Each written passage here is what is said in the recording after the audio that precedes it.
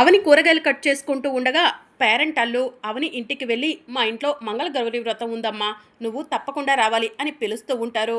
అప్పుడు నిహారిక వసంత అవని ఇంటికి వెళ్ళి ఆగండి ఆగండి, పిల్లలు పుట్టని వారిని బారసాల ఫంక్షన్కి పిలిస్తే ఎంత అపచారమో, భర్తతో కాపురం చేయని ఈ అవనిని కూడా మంగళగౌరి వ్రతానికి పిలిస్తే అంతే అపచారం అని చెప్పి నిహారిక చెప్తూ ఉంటుంది.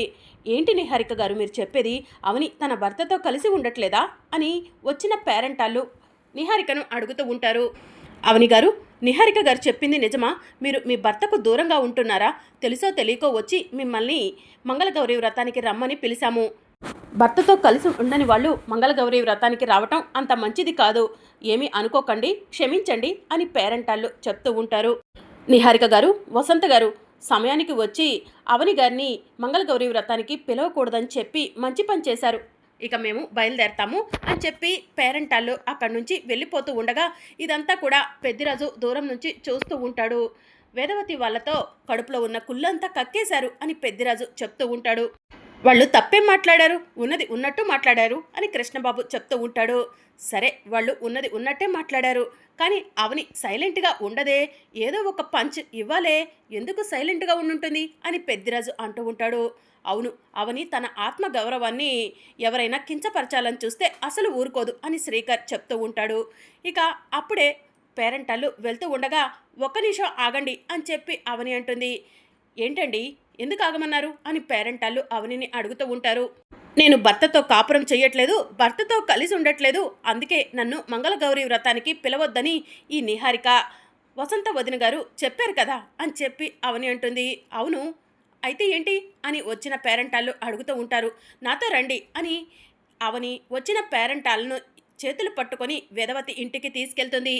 ఏయ్ అవని, వీళ్ళనేంటి మా ఇంటికి తీసుకొచ్చావు అని కృష్ణబాబు అడుగుతూ ఉంటాడు. బావగారు, మీ అక్క మీ ఆవిడ మాట్లాడిన మాటలన్నీ కూడా నోరెళ్ళబెట్టుకొని ఇప్పటి వరకు బాగానే విన్నారు కదా, ఇప్పుడు నేను మాట్లాడే మాటలను కూడా వినండి అని చెప్పి అవని అంటుంది. చెప్పండి, మీ ఇంట్లో మంగళగౌరి వ్రతం జరుగుతుంది, మంగళగౌరి వ్రతానికి భర్తతో కాపురం చేసుకునే వాళ్ళు మాత్రమే రావాలి, భర్తతో కాపురం చేసుకునే వాళ్ళు రాకూడదా అని అవని అడుగుతూ ఉంటుంది. రాకూడదు కదమ్మా అని పేరెంటాళ్ళు చెప్తూ ఉంటారు. అయితే మా అత్తయ్య భర్తతో కాపురం చేస్తుందా? మా అత్తయ్య మా మామయ్య నుంచి విడిపోయి చాలా రోజులవుతుంది అని చెప్పి అవని చెప్తూ ఉంటుంది. ఏంటండి మీరు మాట్లాడేది, మేము నమ్మలేకపోతున్నాము అని వచ్చిన పేరెంటాళ్ళు అంటూ ఉంటారు. చెప్పండి అత్త, మీరు మామయ్యతో కలిసి ఉంటున్నారా, మామయ్యతో విడిపోయారా అని అవని అడుగుతూ ఉంటుంది. అవని అడుగుతున్న ప్రశ్నకి సమాధానం చెప్పండి అని శ్రీకర్ అడుగుతూ ఉంటాడు. ఈ విషయాన్ని ఇంతటితో వదిలేసేయండి అని చెప్పి వేదవతి అంటుంది. వేద, వస్తున్నా నాగు, పేరెంటాళ్లకు అసలు విషయం చెప్పాలి కదా అని చెప్పి ప్రసాదరావు అంటాడు. ప్రసాదరావు వేదవతి వాళ్ళ ముందుకు వస్తాడు. ఏంటండి అసలు నిజం అని పేరెంటాళ్ళు అడుగుతూ ఉంటారు. మీరు భర్తతో కాపురం చేసుకున్న వాళ్ళనే మంగళగౌరి వ్రతానికి రావాలని చెప్పారు కదా, మరి నేను నా భార్య కొన్ని కారణాల వల్ల చాలా రోజుల నుంచి దూరంగా ఉంటున్నాము, అలాంటప్పుడు నా భార్యను మంగళగౌరి వ్రతానికి ఎలా పిలిచారు అని చెప్పి ప్రసాదరావు పేరెంటాల్ని అడుగుతూ ఉంటాడు. ఇక దాంతో పేరెంటాళ్ళు షాకింగ్గా చూస్తూ ఉంటారు. అమ్మ అవని, నువ్వు మౌనంగా ఉన్నావేంటా అనుకున్నాను, భలేగా వీళ్ళందరికీ బొమ్మ కనిపించేలా చేశావమ్మా అని పెద్దిరాజు చెప్తూ ఉంటాడు. ఏమండి, మీ కుటుంబ విషయాలు మాకెందుకులే కానీ మేము మంగళగౌరి వ్రతానికి పిలిచాం కదా అని అందరూ ఎగేసుకొని రాకండి, మంగళగౌరి వ్రతానికి భర్తతో కాపురం చేసుకునే వాళ్ళు మాత్రమే రండి అని పేరెంటాళ్ళు అక్కడి నుంచి వెళ్ళిపోతారు. ఏంటి, అవనితో పెట్టుకుంటే అంత ఆషామాషా అనుకుంటున్నారా?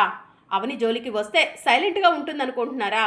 అస్సలు ఊరుకోదు అని చెప్పి అవని అంటుంది.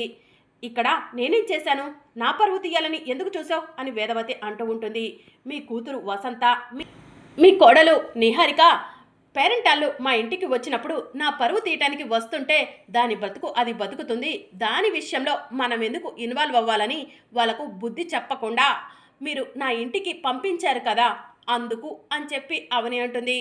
ఇంకొకసారి ఎవరైనా సరే నా పరువు తీయాలని చూసినా, నా జోలికి వచ్చినా ఒక్కొక్కరికి తార్మార్ తకర్మారే అని అవని అంటూ ఉంటే, అమ్మ అవని, ఈ రోజుకి వీళ్ళకిచ్చిన డోస్ చాలే అమ్మా, పద వెళ్దాం అని చెప్పి ప్రసాదరావు అవనిని తీసుకుని వెళ్ళిపోతూ ఉంటాడు.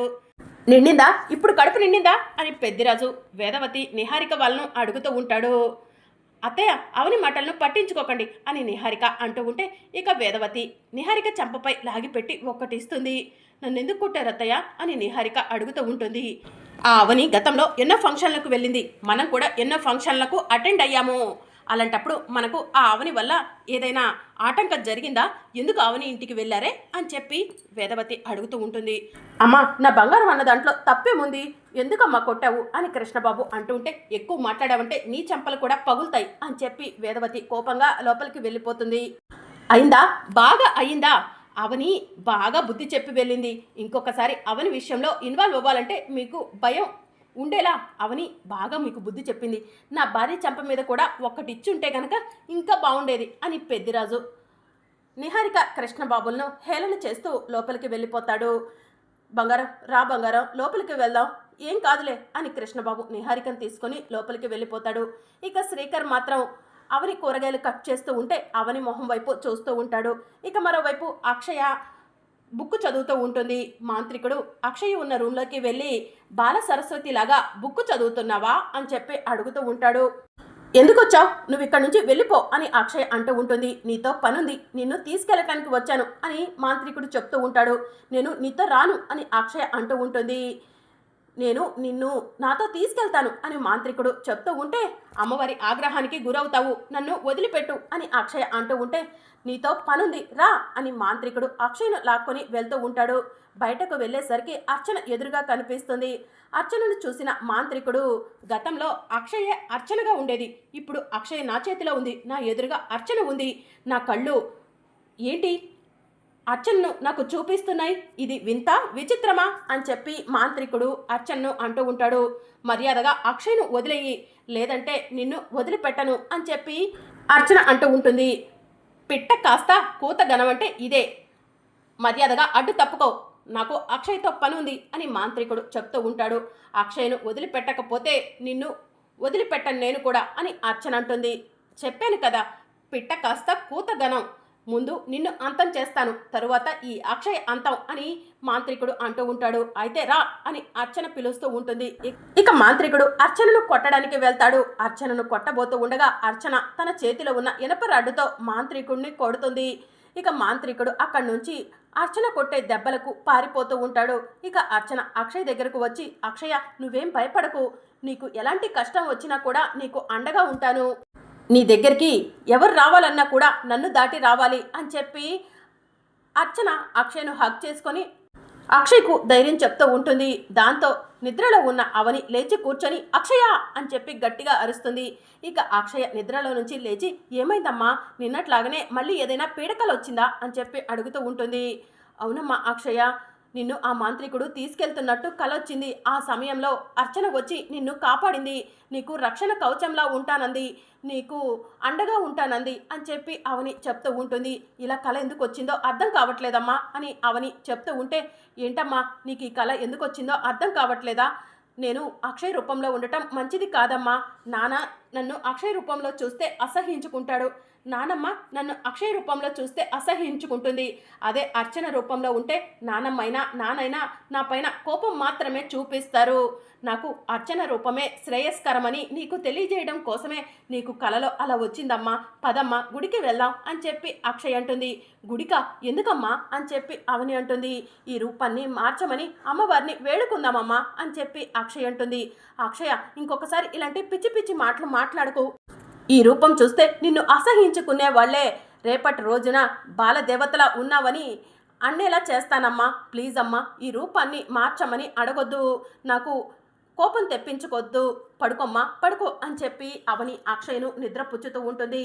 ఇక మరోవైపు వసీకర ఊరి చివరన ఉన్న పాడుబడ్డ బిల్డింగ్ దగ్గరకు వెళ్తుంది. దీన్ని శవాల దిబ్బ అంటారు, ఇటువైపు ఎవరు కూడా రారు, నేను కొన్ని రోజులు ఇక్కడ ఉంటే కనుక ఎవరు కూడా నన్ను గుర్తుపట్టరు, నేను కొన్ని రోజులు ఇక్కడే ఉంటాను, ఆ అక్షయ్ను నేను ఈ కోటలో ఉండి ఇక్కడికి రప్పిస్తాను అని చెప్పి వసీకర మనసులో అనుకుంటూ ఆ పాడుబడ్డ బిల్డింగ్లోకి వెళ్తూ ఉంటుంది.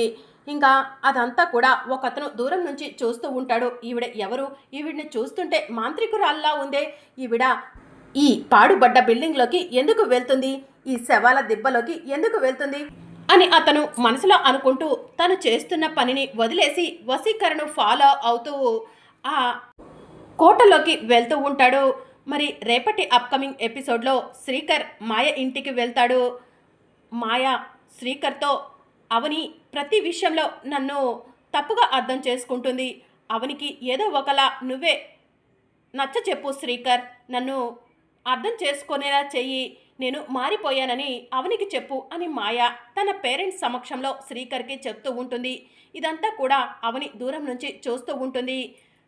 మాయా, నిన్ను అవని అనుమానిస్తుందంటే అందులో ఎంతో కొంత నిజం ఉండే ఉంటుంది, అందుకే అవని నిన్ను అనుమానిస్తుంది అని శ్రీకర్ మాయకు చెప్తూ ఉంటాడు. ఆ మాట విని అవని షాక్ అవుతుంది. ఏంటి శ్రీకర్, అవనికి అంత ఇంపార్టెన్స్ ఇస్తున్నావు? తనకి ఇల్లీగల్గా పుట్టిన కూతురు అక్షయ విషయంలో అవని మిమ్మల్ని ఎంత ఫ్రాడ్ చేసిందో మర్చిపోయావా అని మాయ అడుగుతూ ఉంటుంది. షటప్ మాయా, అది నీకు అనవసరమైన విషయం, ఆ విషయంలో నువ్వు ఇన్వాల్వ్ అవ్వకు అని శ్రీకర్ మాయకు వార్నింగ్ ఇచ్చేసి మాయ ఇంట్లో నుంచి బయటికి వస్తూ ఉంటాడు. ఇక అవని శ్రీకర్ని చూసి పక్కకు వెళ్ళి దాక్కుంటుంది. ఇక శ్రీకర్ బైక్ స్టార్ట్ చేయబోతూ ఉండగా ఎదురుగా అవని ఉంటుంది. నువ్వేంటిక్కడ అని శ్రీకర్ అవనిని అడుగుతూ ఉంటాడు.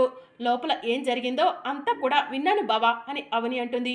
నీ నుంచి నేను కోరుకుంది ఇదే బావా అని అవని శ్రీకర్కి చెప్తూ ఉంటుంది. మరి అప్కమింగ్ ఎపిసోడ్లో ఏం జరగనుందో తెలుసుకోవాలనుకుంటున్నారా? అయితే ఛానల్ను సబ్స్క్రైబ్ చేసుకొని సపోర్ట్ చేయడం మర్చిపోకండి. Thank you for watching.